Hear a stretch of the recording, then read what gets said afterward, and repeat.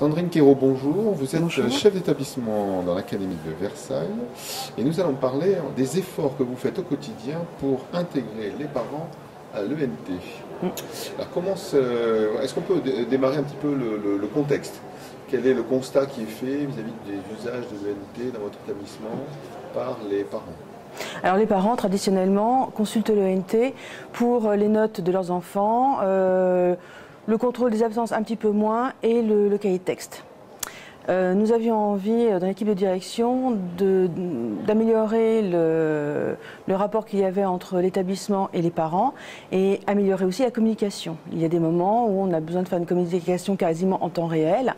C'est le cas par exemple pour les absences.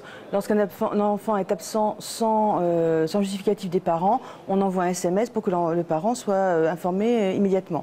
Mais il y a beaucoup d'autres communications aussi qui sont faites, des informations sur la vie de l'établissement, qui désormais passe uniquement par l'ENC. Des parents ne trouvent des informations, par exemple certains résultats des tests, en se connectant sur leur mail. Du coup, on a une communication qui est beaucoup plus fluide et beaucoup plus réactive. Alors, il y a besoin d'un souci de communication auprès des parents, mais est-ce qu'il y a aussi un souci d'économie? C'était quoi l'idée en forçant un petit peu la dose, d'après ce que je comprends?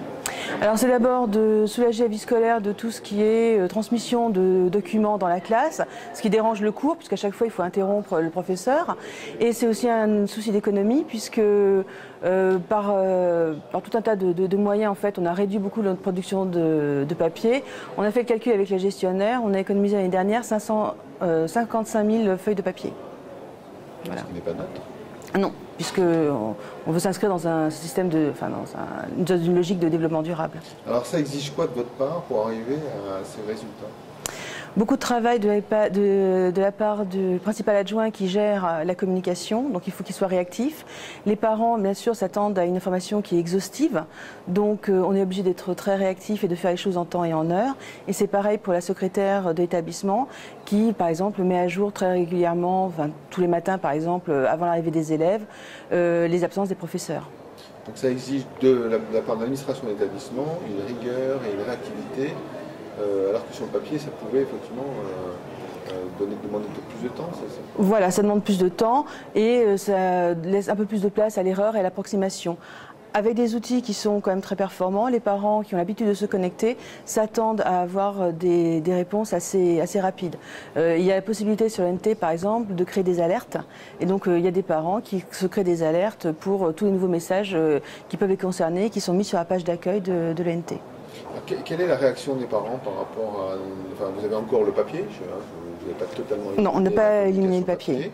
C'est peut-être l'objectif à terme, si tout se passe bien. Quelle est la première réaction des parents quand effectivement l'établissement l'abreuve de communication numérique? Alors la réaction est plutôt positive. On a réalisé un sondage justement pour les nettes journées pour voir un petit peu où on en était. On a commencé l'année dernière, vers le mois d'avril, à avoir une communication de plus en plus dématérialisée. Les retours sont plutôt bons. Et les professeurs attendent, les parents attendent de plus en plus de la part des professeurs de travailler sur l'ENC, c'est-à-dire de pouvoir à la fois les contacter et être contactés par mail, mais aussi à ce que les devoirs soient de façon systématique mis en temps et en heure dans l'ENC pour pouvoir contrôler le travail des enfants. Donc ça exige aussi également donc, un travail des enseignants pour mettre à jour le cahier de texte. Voilà, et chez les enseignants, quelquefois le frein, c'est de dire, voilà, on peut avoir des problèmes techniques, des lenteurs d'ordinateur, ça arrive, des coupures de réseau Internet, ça peut arriver aussi, et voilà, c'est le frein pour passer au tout numérique. Bien. Merci. Merci.